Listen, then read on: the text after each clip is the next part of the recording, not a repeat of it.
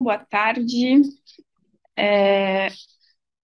Antes de mais nada, agradecer aos organizadores das oficinas do CIDSEM por terem aceito esse painel para compor as oficinas desse ano letivo. Depois aos colegas por também terem aceito participar dessa mesa com temas tão diversos e dinâmicos que acredito que enriquecem a nossa tarde. O trabalho que apresento hoje, que intitulei de Redes de Parentela no Extremo Sul do Brasil, Mobilidade e Ascensão Socioeconômica dos primeiros charqueadores de Pelotas, Rio Grande do Sul, entre 1780 e 1830, trata-se de parte dos dados e resultados que eu venho coletando ao longo do desenvolvimento do meu doutoramento, que estou a realizar com bolsa da FCT, nessa faculdade, com orientação do doutor Fabiano Bracht, da FLUP-CITSEM, e com orientação do professor Jonas Vargas, da Universidade Federal de Pelotas. Para o doutoramento, eu estudo o primeiro grupo de charqueadores, que são produtores de carne seca, que se instalaram na região de Pelotas, no sul da capitania do Rio Grande de São Pedro, no Brasil, em finais do século XVIII e início do século XIX. A partir da compreensão das suas redes sociais e estratégias socioeconômicas que foram adotadas por esses cerca de 60 indivíduos, busco compreender a escolha dessa região para o investimento em unidades saladeiras,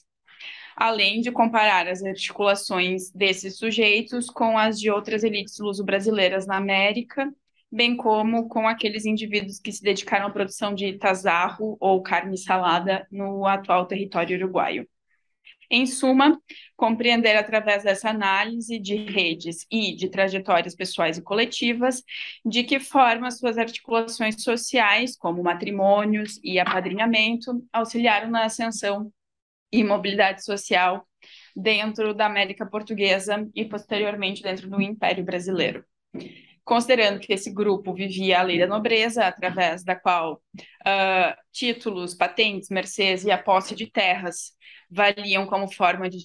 distinção socioeconômica, e assim, apesar de serem um grupo econômico no que tange a atividade a que se dedicavam, não era apenas através dos excedentes financeiros do ofício que eles tinham que buscavam sua mobilidade social, mas sim, principalmente através das redes de apoio e poder que ocupavam em benefício próprio. Para isso é importante contextualizar e localizar a pesquisa rapidamente. Então, Pelotas se localiza no sul do atual território do Rio Grande do Sul, no sul do Brasil, e até 1812 era uma capela da freguesia de Rio Grande, sendo elevada à freguesia de São Francisco de Paula nesse mesmo ano, a vila de Pelotas em 1832 e a cidade 3 anos mais tarde. O presídio de Rio Grande, ao qual Pelotas pertencia, foi fundado em 1737 pelos portugueses, como resposta à fundação de Montevidéu pelos espanhóis no Rio da Prata, que, por sua vez, foi resposta à presença lusa no Prata, marcada pela fundação da colônia de Sacramento em 1680. Além disso, Rio Grande servia como porto auxiliar à colônia de Sacramento, em um projeto liderado pelos fluminenses na ocupação e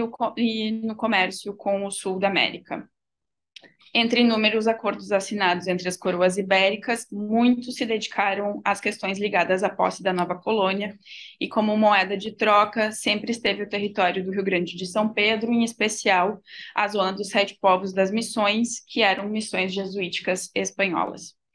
A ocupação do território do Rio Grande de São Pedro se deu muito em detrimento das conexões com o Sacramento e o Rio da Prata. Apesar de, segundo o Tratado de Tordesilhas, esse território pertencer aos espanhóis, as incursões de bandeirantes na busca de mão de obra indígena, bem como os avanços territoriais em busca de um caminho que ligasse Laguna, que até 1680 era o território mais ao sul da América Portuguesa, a colônia de Sacramento, fizeram com que alguns povoados fossem sendo estabelecidos, mas de maneira muito tímida e sem um processo efetivo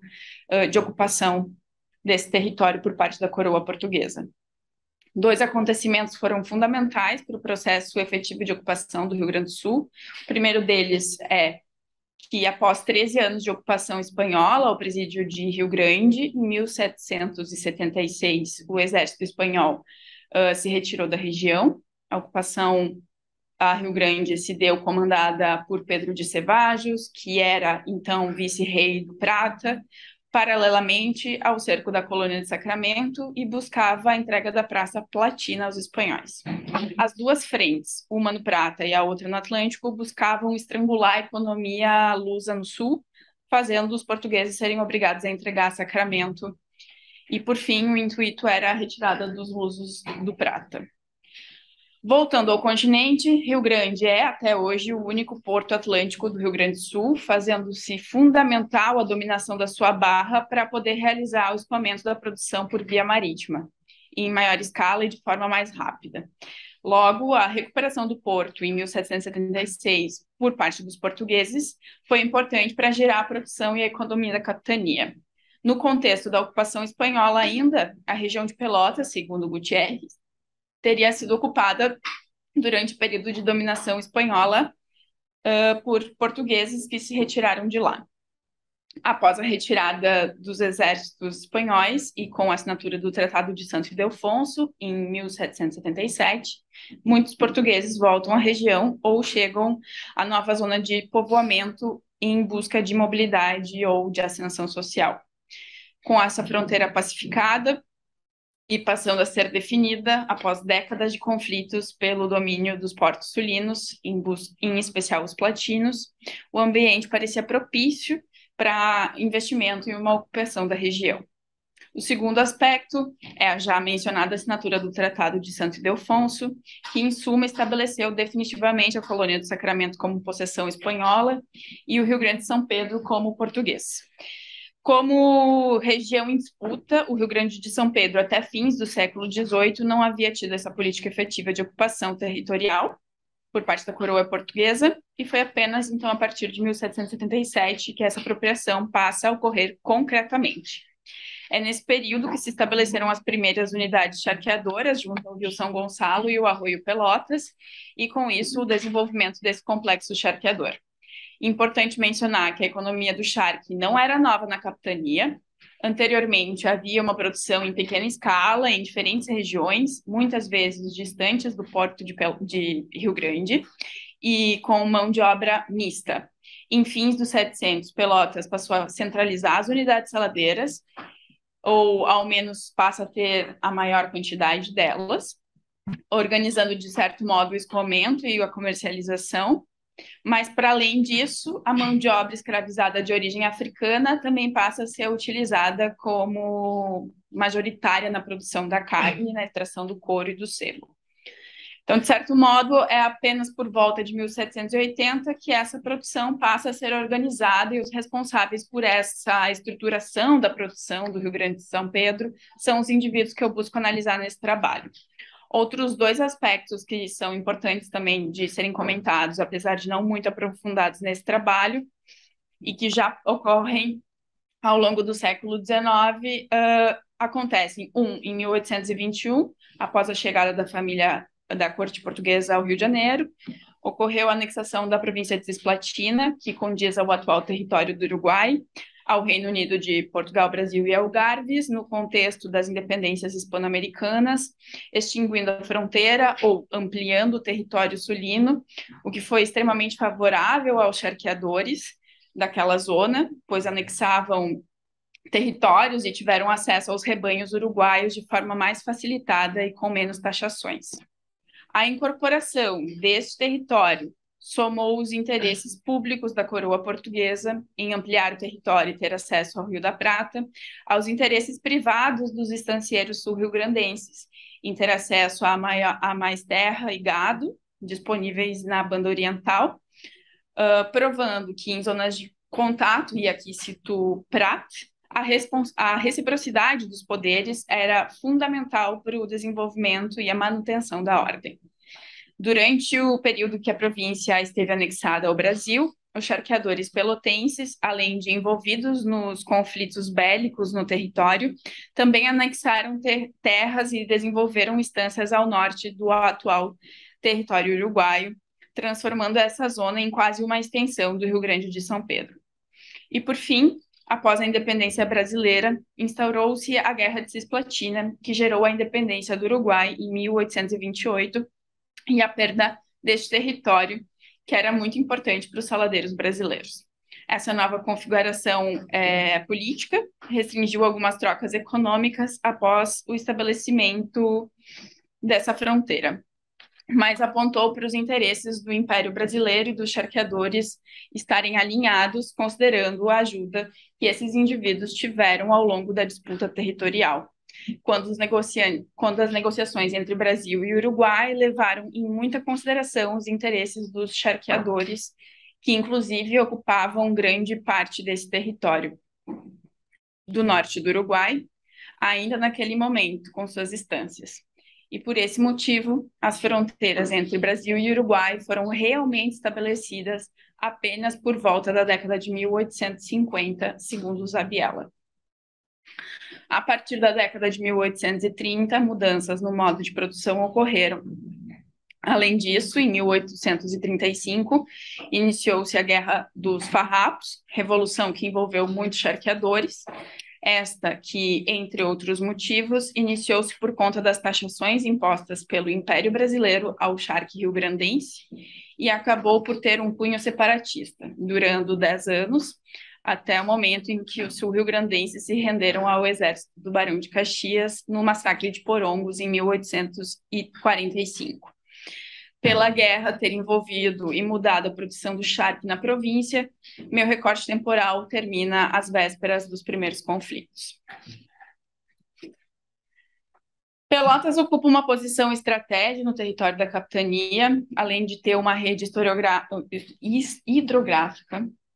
interessante, com muitos canais, arroios e rios. A proximidade com o Rio Grande e com a fronteira são fundamentais para a compreensão do seu sucesso econômico e justificar a escolha da região para esse investimento. Foram as margens, então, do Rio São Gonçalo e do Arroio Pelotas que foram instaladas as primeiras charqueadas, que garantiram, então, uma escala comercial à produção da região. Dessa forma, a produção era rapidamente escoada até a Barra de Rio Grande, via Laguna dos Patos, fazendo o produto chegar mais rápido e ainda em boa qualidade ao mercado. Além disso, a proximidade com a fronteira com a banda oriental também é fator que colaborou ao seu desenvolvimento. Segundo Gutierrez, Rio Grande e São Pedro não criava gado suficiente para a quantidade de abates nas charqueadas pelotenses, fazendo com que os saladeiros brasileiros ficassem dependentes do rebanho uruguaio, seja ele ingressado na capitania de forma legal ou ilegal, onde se encontrava em abundância. A fronteira com essa outra zona produtora de carne facilitou o contrabando do gado para a região produtora. Segundo Prat, é nas zonas de contato que as relações de reciprocidade se estabelecem. Essas relações não significam que sejam equilibradas entre ambas as partes ou lados, mas significa que havia interesses comuns no estabelecimento delas. Em princípio, em detrimento da introdução de gado no território sul-rio-grandense, havia uma troca por produtos de origem luso-brasileiros, sobretudo, segundo os comícios, de tabaco negro, aspecto que ainda será necessário ser melhor investigado, considerando que a América Espanhola também era produtora de tabaco e que talvez não necessitasse dessa mercadoria em tamanha escala, a ponto de ser benéfico esse tipo de troca. Mas essa reciprocidade transfronteiriça também colaborou em outros fatos, como, por exemplo, já mencionada a anexação da Cisplatina. Por fim, também mencionar a proximidade com a Lagoa Mirim, hoje metade brasileira e metade uruguaia, mas que no período era um campo neutral, por onde transitavam diferentes indivíduos e por onde ocorreram muitas denúncias de contrabando de gado por via fluvial, sendo o gado retirado do atual território uruguaio e trazido para o Brasil. O Rio São Gonçalo, por exemplo, é responsável por conectar o Lago Mirim à Laguna dos Patos, fator interessante de ser analisado quando lembramos que foi às suas margens que se instalaram as primeiras charqueadas. Com essas características geográficas e contexto histórico, o charque produzido em Pelotas passou a ser o principal responsável pelo abastecimento do mercado interno no Brasil até finais do século XIX. Essa região foi a maior produtora de carne de todo o Brasil. Nesse contexto, os indivíduos que buscaram essa zona e investiram nessa economia, que apesar de não ser nova no Brasil, nem mesmo na capitania, tornaram tornaram-na em um complexo charqueador que possibilitou uma produção a nível comercial, passaram a ocupar espaços importantes na sociedade local e potencialmente em escala regional e brasileira. Esses aspectos os levaram a garantirem prestígio socioeconômico no Império Luso-Brasileiro, e para compreender de que maneira ocorreu tal ascensão, faz-se necessário a análise das suas estratégias sociais, conjuntas e individuais. O grupo aqui analisado é composto por 63 indivíduos que compuseram a primeira geração administrativa das charqueadas do Complexo Pelotense. Cheguei a esse número através de 2 trabalhos, o artigo publicado na Revista do Centenário da Cidade de Pelotas, da Biblioteca Pública Pelotense, escrito por João Simões Lopes Neto, na altura diretor da instituição, mas também neto de charqueador homônimo, no qual ele menciona nome dos donos das charqueadas e as localiza geograficamente pela cidade de Pelotas, bem como consegue mapear uma certa passagem administrativa das instâncias ao longo dos anos, e a tese de doutoramento do professor Jonas Vargas, que se dedicou a analisar as gerações administrativas das charqueadas e foi quem realizou a divisão dos charqueadores em 3 momentos distintos da produção de charque, ou seja, em 3 gerações. No entanto, apesar de Vargas também identificar alguns aspectos do primeiro período, que aqui analiso, dedicou-se mais à última geração, que atuou em Pelotas no final do século XIX. Sendo assim, apesar do grande contributo do trabalho de Vargas para essa tese em desenvolvimento, meu trabalho ainda se faz inédito, pois não há um aprofundamento das características e trajetórias desse primeiro grupo administrativo do complexo charqueador. Esse grupo não possuía juntas ou associações que os unissem enquanto tal. O que os coloca nessa posição é que todos se dedicaram à produção de charque em Pelotas entre 1780 e 1830. Esse aspecto é um dos problemas da tese, pois sendo uma economia tão importante para a capitania e centralizada em grande medida em Pelotas, coloca-se a questão do porquê não se organizaram em uma junta, por exemplo, onde pudessem estabelecer regras para a produção e comercialização do produto, ou mesmo um auxílio mútuo na compra de matéria-prima para a fabricação, como o sal, por exemplo. É provável que não tenham todos se dedicado à produção de charque simultaneamente, porém, ao longo das 5 décadas, foram responsáveis por dar início a essa produção em uma escala comercial. Dessa maneira, também não possuo os mesmos dados para todos esses indivíduos. Para tanto, as variáveis examinadas são diversas. Para o presente trabalho, a principal busca é na compreensão das redes sociais e de parentela que estabeleceram nesta região recém-povoada e que auxiliariam a ascender socialmente e possivelmente a ocupar espaços de poder local e regional. Para isso, busco fazer análise da trajetória individual e coletiva desses indivíduos e verifica-se, assim, que as estratégias individuais são semelhantes em muitos casos. Através da análise de registros paroquiais de Rio Grande e Pelotas, pode-se perceber que os indivíduos têm origem de nascimento diversas. Muitos luso-brasileiros, nascidos na América Portuguesa, como Viamão, Rio Grande, Pernambuco e Colônia de Sacramento. Alguns vindos do Reino continental e ilhas, mas estes, em geral, já haviam passado por outras zonas da América Portuguesa, como o caso de José Pinto Martins, por Pernambuco, e Miguel da Cunha Pereira, pela Colônia de Sacramento. Nessa primeira geração administrativa, as unidades saladeiras eram administradas exclusivamente por portugueses ou brasileiros. Não houve um investimento de estrangeiros nesse momento, como se deu na banda oriental, com forte presença estrangeira na produção de carne, segundo Vargas. Chama-se atenção para estes indivíduos que percorreram outras zonas da América Portuguesa antes de chegar a Pelotas, pois provavelmente as redes que estabeleceram antes do investimento nesta economia favoreceram a comercialização desse produto, bem como o aumento da sua influência em outras regiões do Brasil. Como o caso de Miguel da Cunha Pereira, que apesar de ser tido como de Portugal, passou pela Colônia de Sacramento, onde é mencionado em registro batismal como mercador, casando-se na Praça Platina e batizando os primeiros filhos ainda em Sacramento, Possivelmente após o Tratado de Santo Ildefonso, mudou-se a Rio Grande e investiu nas charqueadas. Neste local, casou duas filhas, Clara Maria da Cunha e Eulália Maria da Cunha, com José Tomás da Silva, outro indivíduo que se dedicou ao charque no mesmo período.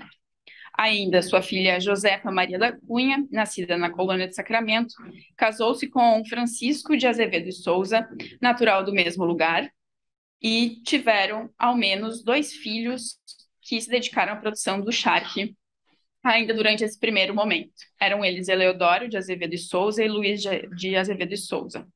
Logo, além de charqueador, também foi sogro e avô de outros indivíduos que também investiram na mesma área, apontando que, apesar de não haver uma organização de junta ou de associação às redes familiares e de sociabilidade, podem ter colaborado no desenvolvimento econômico dessas unidades, bem como dos indivíduos. Eleodoro chegou a receber o título de comendador, enquanto seu avô Miguel, além de comerciante, também teve patente de capitão. Apesar de um grupo heterogêneo, e essa pesquisa se encontrar em andamento, já é possível apontar que algumas dessas estratégias individuais desses charqueadores se repetiram entre eles,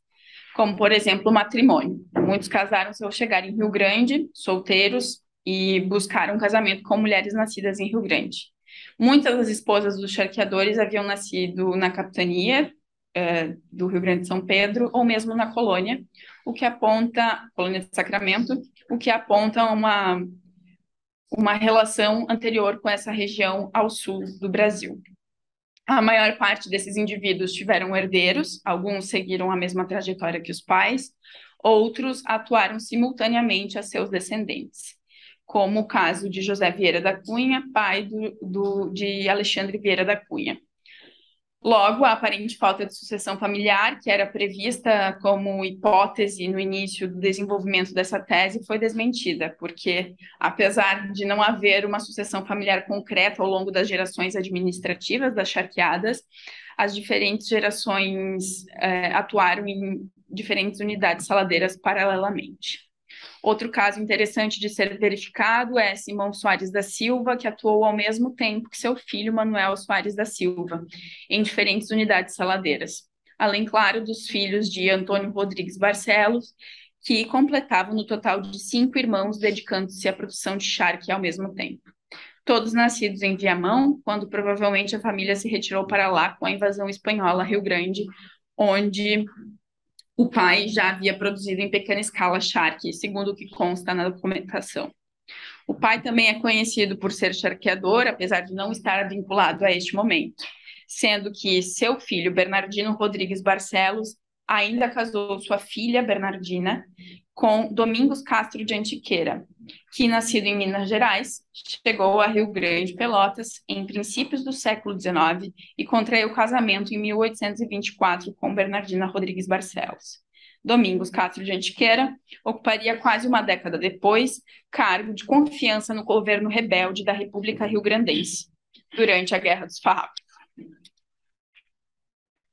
Muitos desses charqueadores também se dedicaram ao comércio, como foi o caso de João Simões Lopes, comerciante matriculado na Real Junta de Comércio do Rio de Janeiro, que ainda em fins do século XVIII pede ao reino que se crie uma alfândega no porto de Rio Grande, a fim de facilitar o comércio na região.